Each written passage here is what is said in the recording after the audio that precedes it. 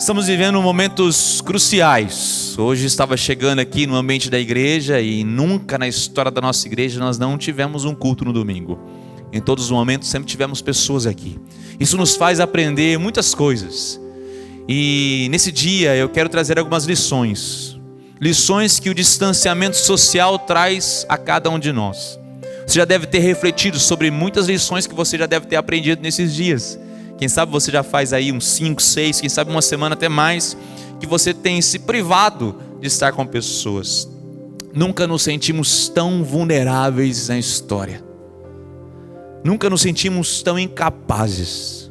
O mundo parou, o globo terrestre, bilhões de pessoas pararam sua rotina porque não sabem o que fazer. A insegurança, a amargura, a angústia tomou o coração de muitas pessoas. Eu sei que o meu e o seu não é diferente. Os nossos corações também são abalados por isso. Por isso nessa manhã, de uma forma tão singela, eu quero, junto com você, tirar algumas lições do distanciamento social. Lições que eu quero aprender no final de tudo isso. Quando tudo voltar ao normal, eu quero aprender. Mas parece que são exatamente nesses momentos em que o nosso coração é mais sensível. Tenho certeza que você, que às vezes não se importava muito com a vida, ou tinha uma agenda muito apertada para se preocupar com as pequenas coisas da vida, está tendo uma lição de ouvir mais, de refletir mais. E Deus também sabe como é que o nosso coração funciona. Por isso, Ele faz nos desacelerar para aprendermos a ouvir sua voz. Lições de um distanciamento social.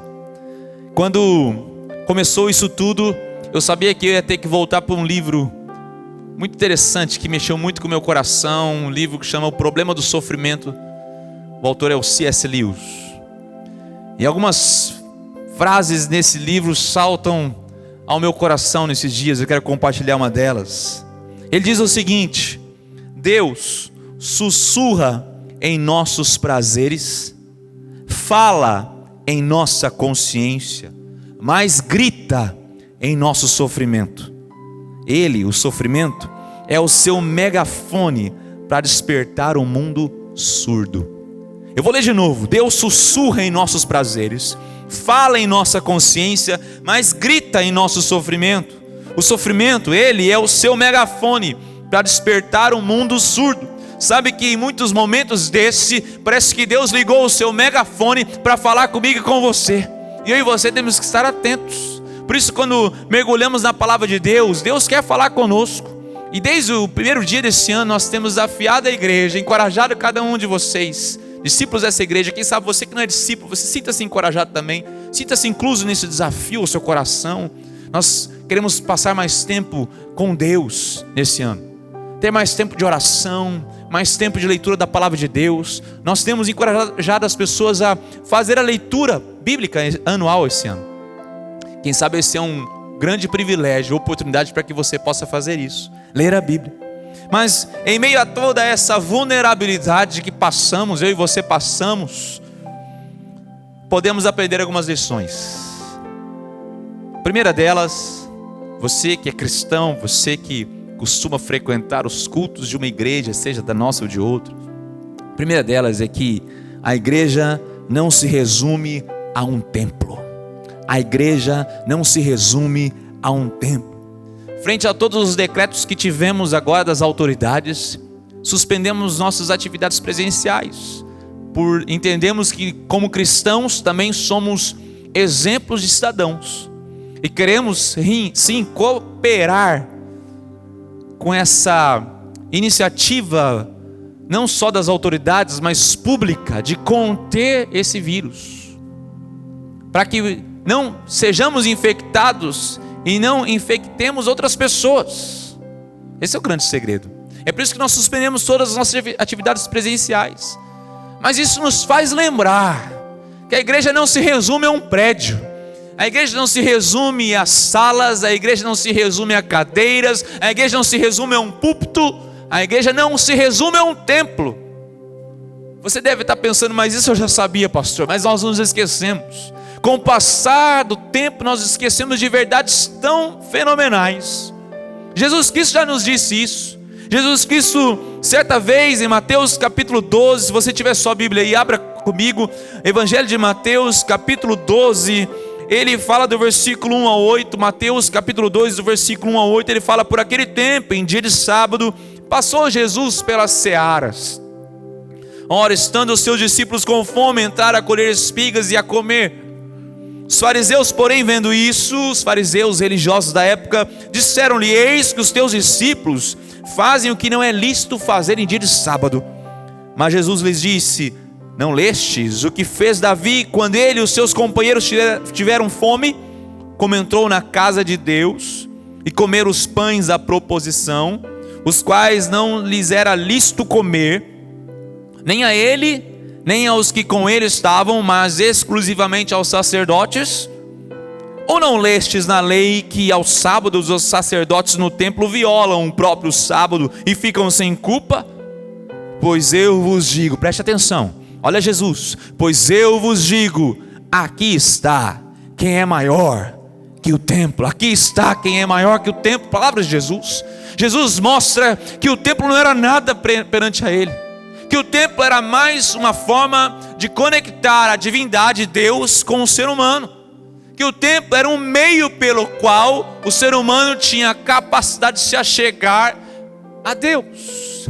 E Jesus fala: aqui está quem é maior que o templo.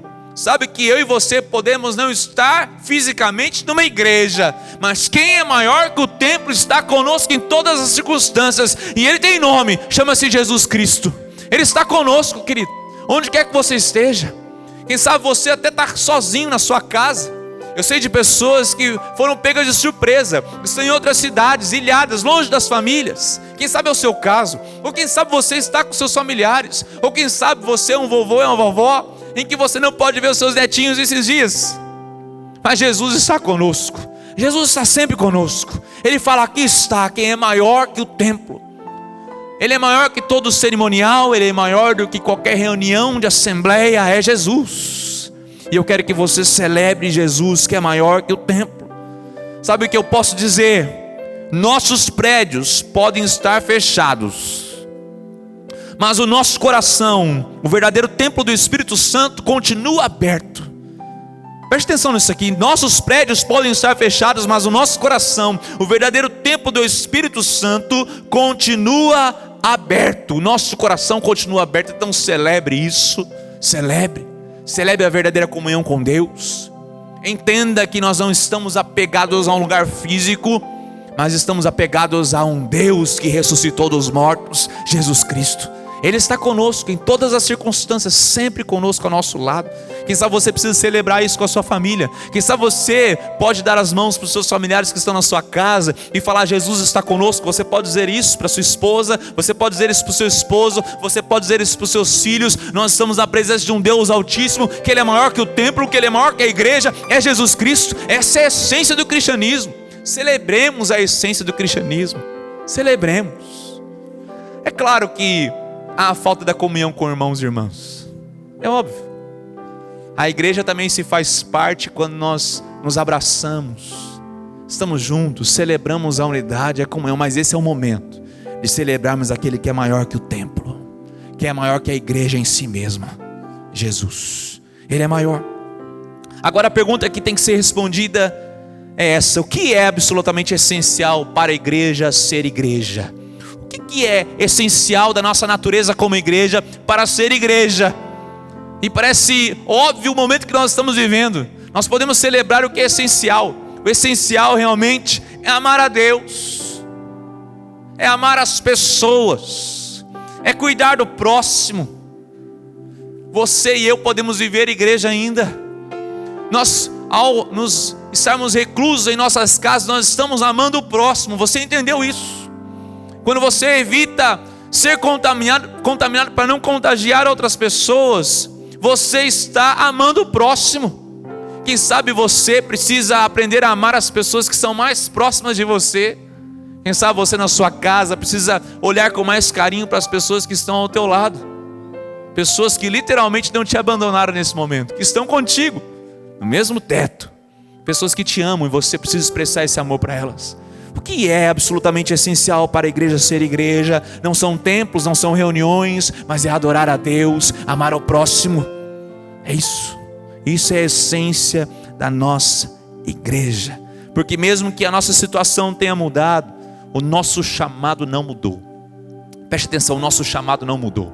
Nosso chamado de pregar o evangelho continua o mesmo. Você pode pensar, mas eu não tenho contato com as pessoas. Engana-se você. Você tem mais contato do que outros momentos.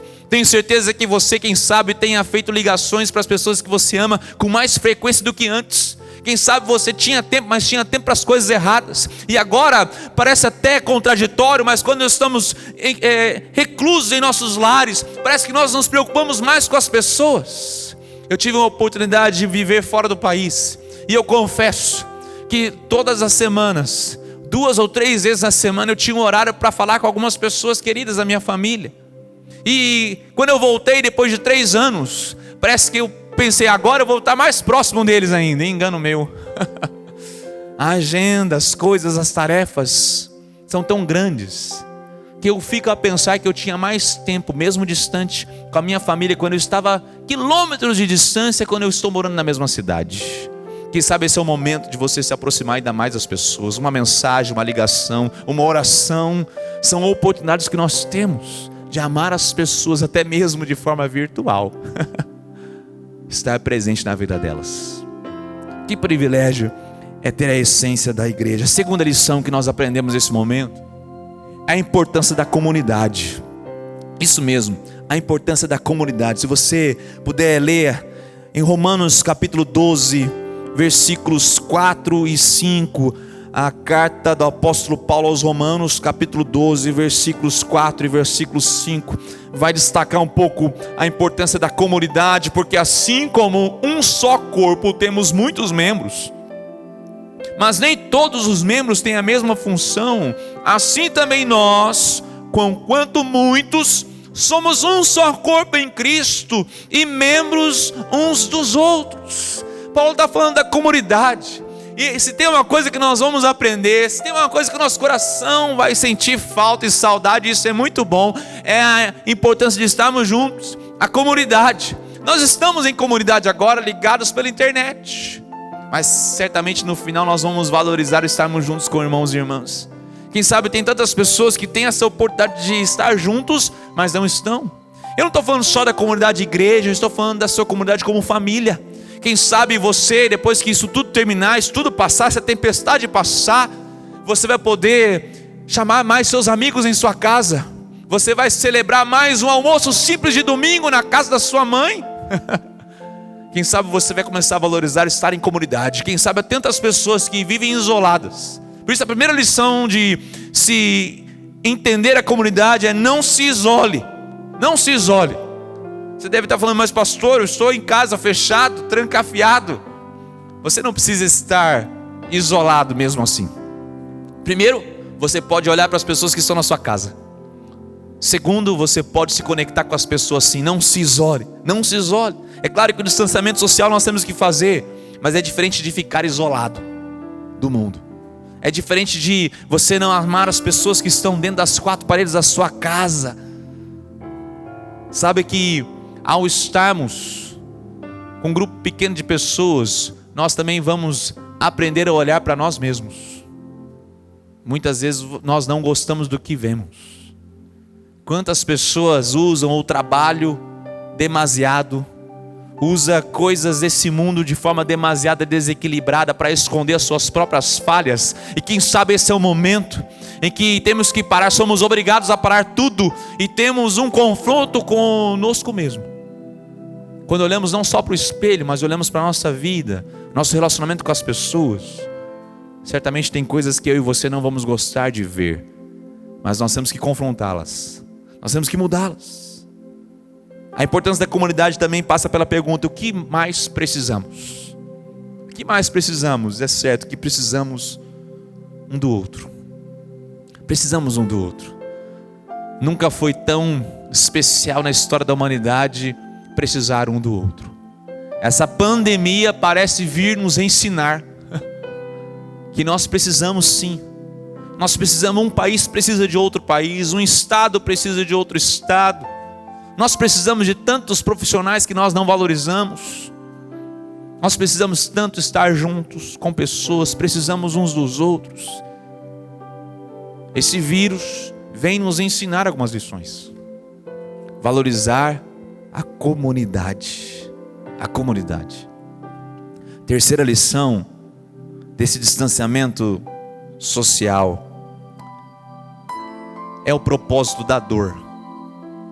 A dor como linguagem divina do consolo. Preste atenção, o propósito da dor, mas a linguagem divina do consolo, porque Deus não só permite que a dor venha sobre nós e tem um propósito especial, mas ao mesmo tempo Ele nos capacita a trilhar a linguagem divina do consolo. Deus é o Deus que consola.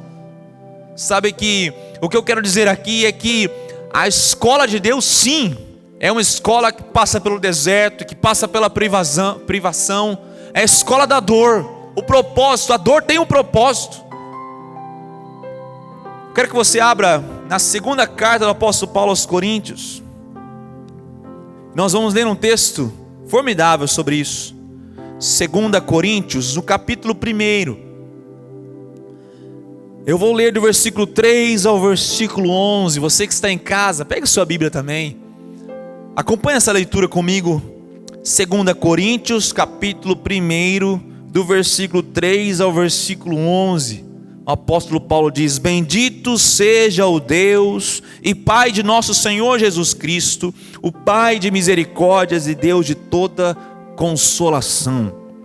É Ele quem nos conforta em toda a nossa tribulação, para podermos consolar os que estiverem em qualquer angústia, com a consolação com que nós mesmos somos contemplados por Deus. Porque assim como os sofrimentos de Cristo se manifestam em grande medida a nosso favor, assim também a nossa consolação transborda por meio de Cristo. Mas se somos atribulados, é para o vosso conforto e salvação. Se somos confortados, é também para o vosso conforto, qual se torna eficaz, suportando vós com paciência os mesmos sofrimentos que nós também padecemos. A nossa esperança a respeito de vós está firme, sabendo que como sois participantes dos sofrimentos, assim o sereis na consolação. Porque não queremos, irmãos, que ignoreis a natureza da tribulação que nos sobreveio na Ásia, porquanto foi acima das nossas forças, a ponto de desesperarmos até a própria vida.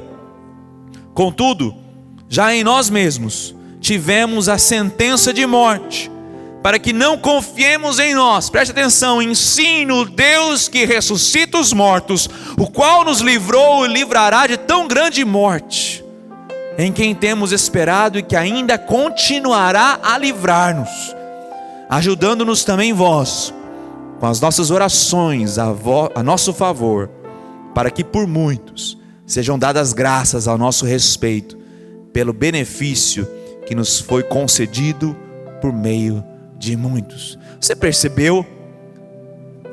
Paulo faz a referência da palavra consolo, mesmo mostrando todo o sofrimento que ele estava vivendo, e aqui existe uma característica especial do contexto histórico, nós vamos ter tempo para entrar nisso tudo, mas ele fala do sofrimento que ele estava vivendo, e ele abre essa carta à igreja de Corinto, uma igreja que ele causou alguns problemas. Eles estavam questionando se ele era realmente apóstolo, só autoridade, problemas doutrinários, enfim, mas ele abre essa carta diferente das outras. Ele não traz nenhuma saudação, ele mostra, olha, os sofrimentos que aconteceram, mas Deus não me deixou só, Deus nos trouxe o consolo. Ele fala sim, o propósito da dor, teve um propósito, todo esse sofrimento, mas acima de tudo, Deus nunca me deixou sem entender a linguagem do consolo divino.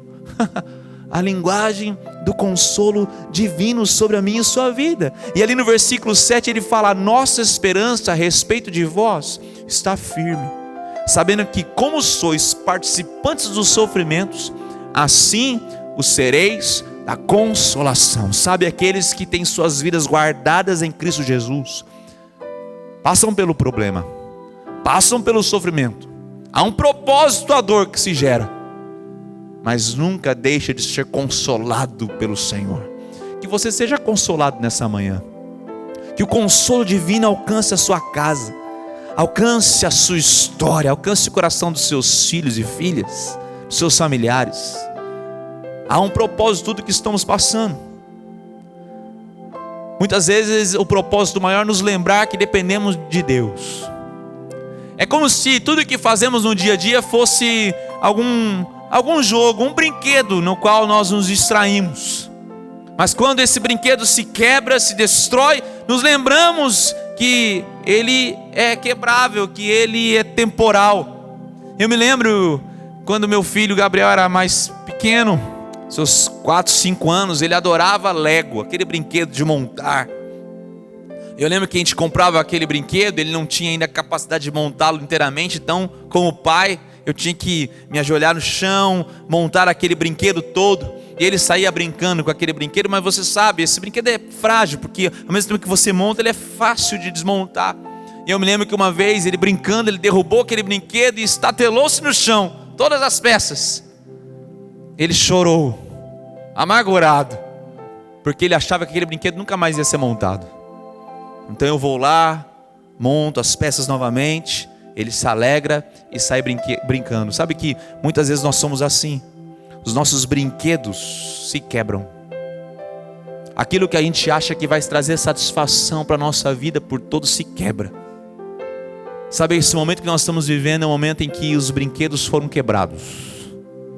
E a primeira coisa que vem ao nosso coração é a amargura, a tristeza, o que será de nós?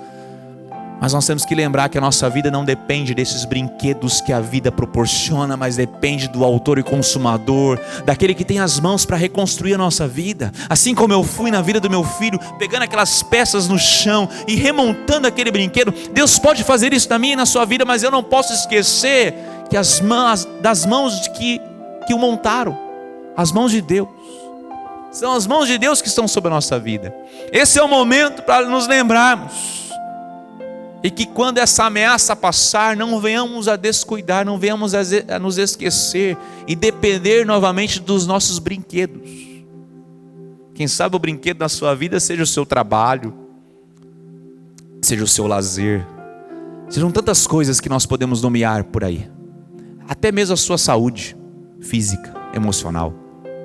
Mas quando se quebra, eu tenho que lembrar que eu dependo do autor e consumador da minha vida, da minha fé, Jesus Cristo. Sabe que, voltando novamente ao livro do C.S. Lewis, O Problema do Sofrimento, ele escreve o seguinte, que para mim foi fenomenal: o nosso Pai nos refresca na jornada, fornecendo algumas estalagens agradáveis, mas não nos encoraja a aceitá-las como se fossem o nosso lar. Vou ler de novo. Nosso Pai nos refresca na jornada, fornecendo algumas estalagens agradáveis, mas não nos encoraja a aceitá-las como se fosse o nosso lar. Nós temos que lembrar que o propósito da dor vem para nos ensinar que nós não pertencemos a essa realidade. A palavra do Senhor diz que nós somos cidadãos dos céus e nós não podemos colocar as nossas raízes no que é efêmero, no que é passageiro. São estalagens agradáveis que Deus nos dá, mas nós não podemos aceitá-las como se fosse nosso lar. E tem tantas pessoas achando que o nosso lar é esse mundo, que o nosso lar é o que fazemos aqui. Não. Nós não fomos feitos para esse local, para essa circunstância, melhor dizendo. Nós somos feitos para o coração de Deus. E somente no coração de Deus seremos totalmente satisfeitos. Por isso que ele fala, ele até nos refresca na jornada, fornecendo algumas estalagens agradáveis. Isso é do Pai. Quando aquele brinquedo quebrou, eu reconstruí ele, porque eu queria ver meu filho feliz. Deus vai fazer com que tudo isso passe, com que a história da humanidade volte à normalidade. Eu e você vamos voltar ao dia a dia, como se nada tivesse acontecido. Vamos lembrar sim, mas com o passar do tempo vamos esquecendo. Mas o problema e o perigo é pensar que essas estalagens provisórias são o nosso verdadeiro lar. Nós não podemos esquecer que não. Nosso lar, nosso lugar é ao lado de Deus, sempre, sempre, sempre, sempre. E essa palavra, consolo, que apareceu aí quase 10 vezes nesse texto que nós lemos, ela é muito significativa porque ele fala de dar forças. Consolar é dar forças, fortificar, aliviar, é o poder consolador de Deus. É um privilégio que só o cristão, homem ou mulher que confessam Jesus tem. Então, se você está nos acompanhando e ainda não se entregou a Jesus, quem sabe esse é o momento de você falar: Deus, eu quero uma experiência real contigo, através de você se render ao chamado de Jesus. Se Deus fala ao seu coração agora, se renda a Ele, porque Ele vai te dar um consolo que você não vai ter. Ele vai te dar uma segurança que você nunca experimentou, o consolo de Deus, esperança que Deus pode nos dar, só Ele pode nos dar. Eu quero finalizar essa reflexão com o que podemos aprender ao final disso tudo. Ao final, o que aprenderemos? Primeira lição: aprenderemos a consolar os outros, a consolar uns aos outros. Aqui, quando Paulo escreve aos Coríntios, ele fala isso. Essa mesma experiência do sofrimento vem ligada à experiência do consolo, não só para mim, mas para que eu alcance as pessoas que estão ao meu redor. Quem sabe você, homem e mulher de fé, gente de Deus aí que está me escutando, você é um agente de consolo na vida das pessoas. Não se atente às más notícias, mas leve o consolo, leve o que nós precisamos aprender para as pessoas.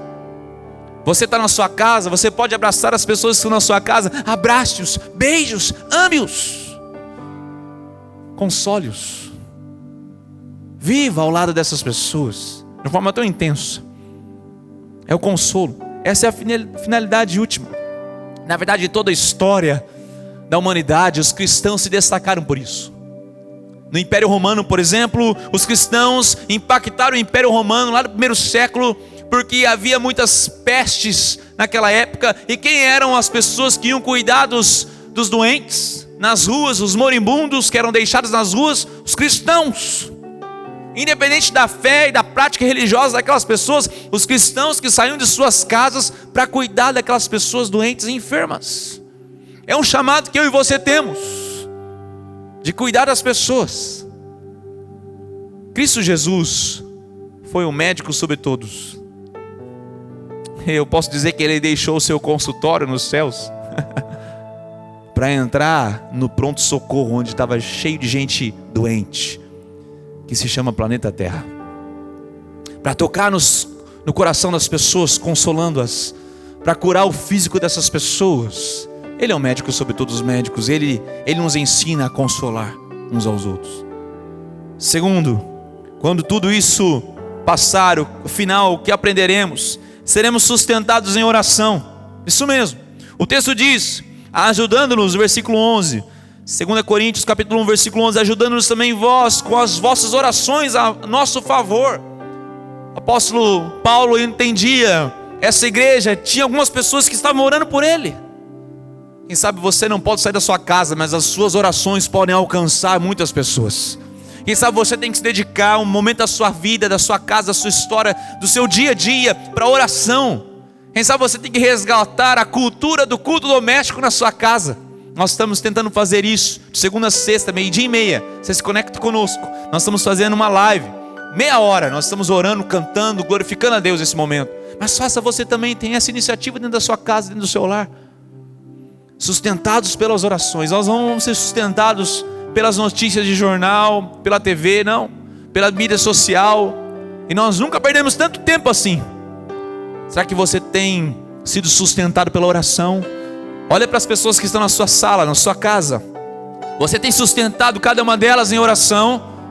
Você tem sustentado filhos? Você tem sustentado seus pais? Pais, você tem sustentado seus filhos em oração?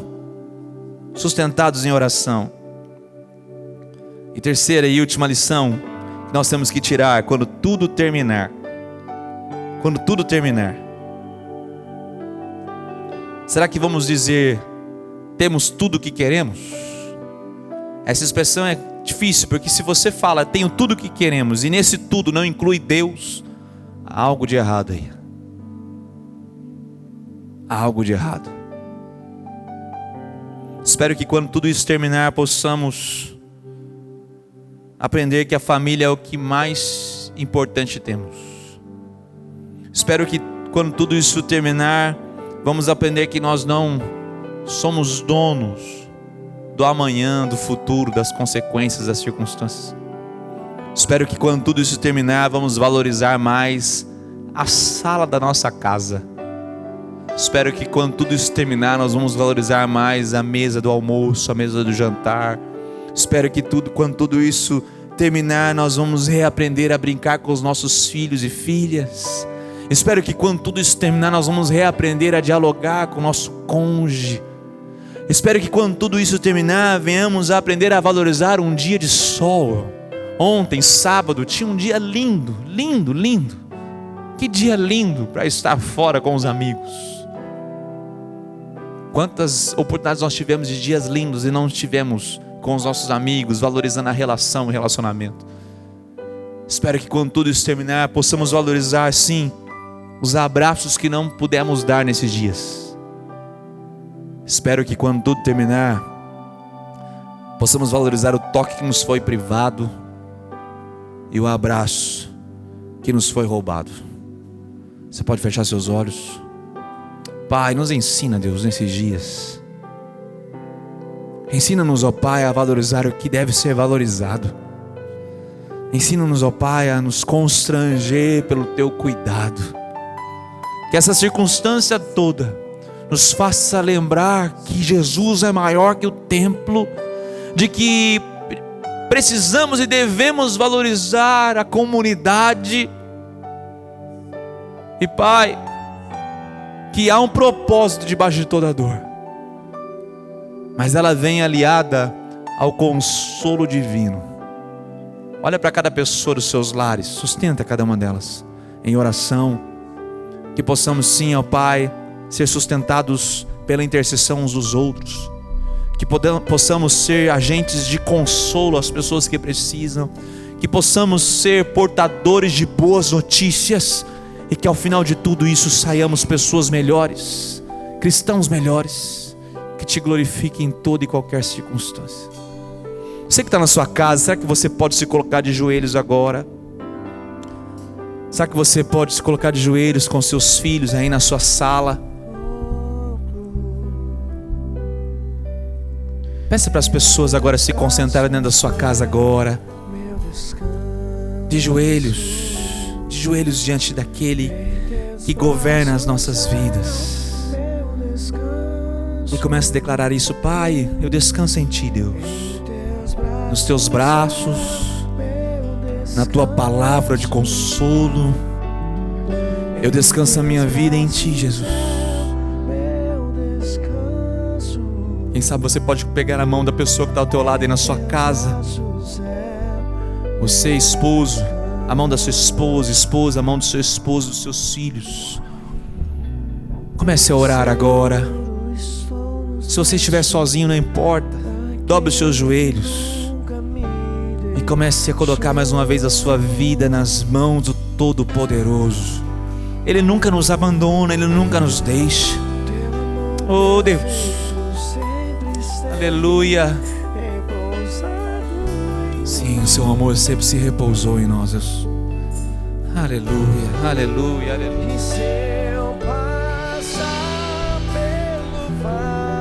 Mesmo que eu venha passar por restrições, Deus, acharei descanso e conforto. Aleluia, aleluia, aleluia. Pois eu sei que és aquele que me guarda. Tu és aquele que nos guarda, Deus. Me guarda. Será que você pode cantar com o seu coração? Em Teus braços é o meu descanso. Aleluia. Em Teus braços é o meu descanso. Aleluia, Deus, declara isso.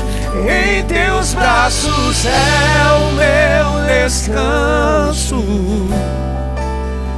Em Teus braços é o meu descanso. Sim, Deus, nós nos unimos em oração agora.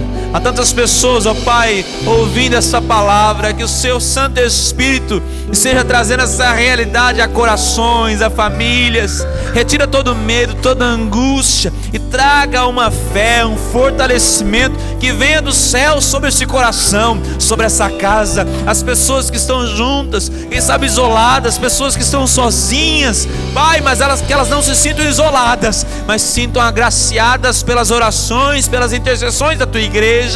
Pai, os nossos prédios podem estar fechados, como dissemos, mas o nosso coração, o templo do Espírito Santo de Deus, está mais aberto do que nunca. Oh Espírito Santo de Deus, venha fazendo a tua obra, venha, Senhor, trabalhando em nosso coração, que possamos sair dessa situação pessoas melhores. Temos orado pelas pessoas que estão sofrendo, pessoas que estão enfermas, doentes nesse Brasil e no mundo. Pedimos a tua graça, pedimos sabedoria sobre as autoridades, Senhor, que tem que tomar tantas decisões sérias. Pedimos a tua graça e a tua misericórdia sobre a economia, Pai, pessoas que estão passando fome, pessoas que não têm dinheiro. Deus, tem misericórdia, e como igreja, ajuda-nos a ajudar, ajuda-nos, ó Pai, a entender esse momento e sermos sal e luz na sociedade. Pai, eu oro pelas pessoas que estão na área médica de saúde, que estão trabalhando em prol da saúde dos seus filhos. Pai, que o Senhor tenha misericórdia dessas pessoas, protege o físico, a saúde física de cada um deles, e que eles sejam encorajados. E que nós declaramos que essa pandemia vai retroceder em nome de Jesus.